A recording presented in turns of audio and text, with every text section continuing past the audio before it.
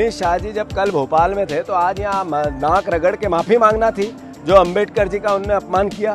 तब तो हम मानते हैं कि वो अंबेडकर जी के आज ये भारतीय जनता पार्टी मुख्यमंत्री जी आए हैं तो ये कहे कि अमित शाह जी ने गलती की थी और हम उसकी माफ़ी मांगते हैं। अगर मुख्यमंत्री यहाँ शपथ लेता है, माफ़ी मांगते हैं, तो मैं मानता हूँ इस बात की कि इन्होंने बाबा साहब अम्बेडकर का जो अपमान किया उसका इनको प्रायश्चित। ऐसा है वो जो बातें करती है इतिहास की करती है। बीजेपी कब्रों की बातें करती है, बीजेपी इतिहास में नेहरू जी की बातें करती है, देश की आज़ादी के पहले की बातें करती है, 5000 साल पहले की बातें करती है। हम 5000 साल आगे की बातें करते हैं। देश 5000 साल तक कैसे जीवित रहे, एक वंचित, शोषित, पीड़ित जो दुखी वर्ग है, जिसको आज देश के अधिकारों की रक्षा है, जो सबका साथ सबका विकास नरेंद्र मोदी जी ने कहा।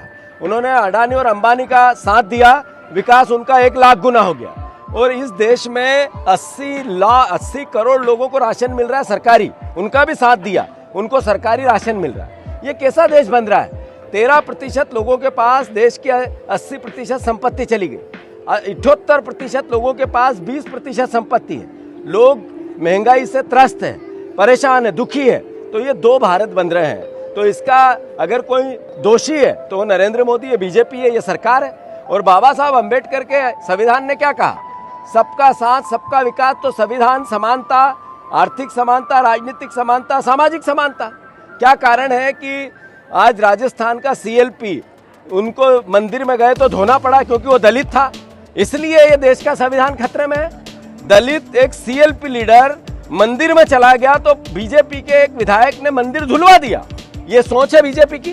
क्या इसकी माफी मांगेंगे यहाँ पे जो बीजेपी के नेता मुख्यमंत्री आ रहे हैं? ये सोच के खिलाफ देश को खड़ा होना पड़ेगा। ये कांग्रेस, बीजेपी या दूसरे राजनीतिक दलों की भावना नहीं है, ये भावना इस देश के मर्म की, बाबा साहब अम्बेडकर की सोच की, समानता के अधिकार की। और ये कांग्रेस पार्टी पूरी ताकत से, मैंने जैसा कहा, अपने अंतिम बूंद, खून की बूंद तक भी संविधान की रक्षा में लगानी पड़ी तो हम